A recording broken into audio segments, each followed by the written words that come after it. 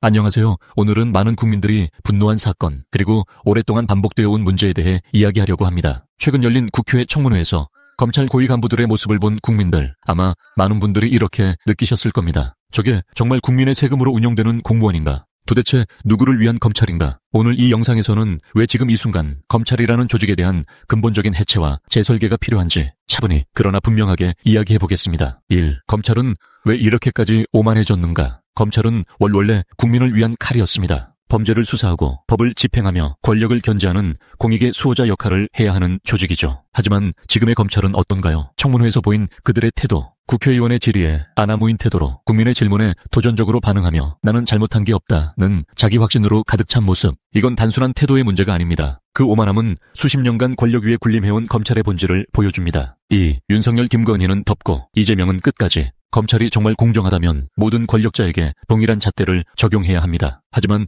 내란 수괴 윤석열과 김건희 씨에 대한 각종 의혹들, 도이치모터스 주가 조작, 장모의 부동산 사기, 논문 표절, 허위 경력 등 수많은 의혹들이 있었지만 검찰은 대부분의 사안을 무혐의로 종결하거나 기소조차 하지 않았습니다. 반면 야당 민주당 이재명 대표에 대해서는 그야말로 끝도 없는 수사가 이어졌습니다. 백현동, 대장동, 쌍방울, 법인카드, 이미 수차례 기각된 내용을 또 다시 수사하고 그가 병원에 실려간 순간에도 영장을 청구했습니다. 이건 단순한 법 집행이 아닙니다. 이건 정치 행위입니다. 3. 검찰은 공익이 아니라 정권의 방패가 되었다. 검찰은 스스로를 법 위에 존재하는 정의라 말합니다. 하지만 최근의 모습은 그와 정반대입니다. 수사는 선택적으로, 기소는 편향적으로, 그리고 국민의 의혹에는 침묵합니다. 왜일까요? 그동안 검찰은 윤석열 정권의 방패가 되어 있기 때문입니다. 권력을 지키기 위해 국민의 분노를 외면하고 불편한 진실은 묻습니다. 4. 국민이 준 칼로 국민을 찌른 검찰. 검찰이 지금 쥐고 있는 칼은 국민이 준 칼입니다. 법을 수호하라는 명령과 함께 정의 실현을 위해 쥐어준 도구입니다. 그런데